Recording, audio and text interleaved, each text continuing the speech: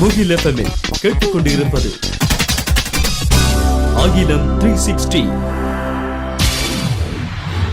வெளிநாட்டு செய்திகள்.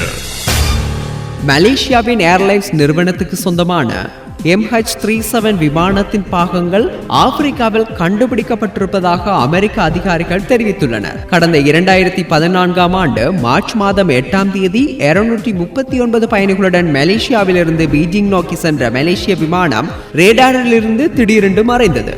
அதன் பின்பு இந்த விமானம் இந்திய பெருங்கடலில் விழுந்து விட்டது என்றும் அதில் பயணம் செய்த பயணிகள் அனைவரும் உயிரிழந்து விட்டதாக மலேசிய பிரதமர் அதிகாரப்பூர்வமாக அறிவித்தார். அதன் பின்பு அதன் பாகங்கள் தேடும் பணி இன்று வரை தீவிரமாக நடந்து வருகிறது. இந்நிலையில் ஆப்பிரிக்காவில் உள்ள கடற்கரை பகுதியில் விமானத்தின் பாகங்கள் கண்டுபிடிக்கப்பட்டுள்ளன. இந்த பாகங்கள் ஆராய்ச்சிக்காக மலேசியாவுக்கு அனுப்பி வைத்துள்ள அமெரிக்க அதிகாரிகள் இதுவரை விபத்துக்குள்ளான விமானங்களில் MH370 பாகங்கள் மட்டுமே கண்டுபிடிக்கப்படாத நிலையில் இவை மலேசிய விமானத்தின் பாகங்கள் தான் என உறுதியாக தெரிவித்துள்ளனர்.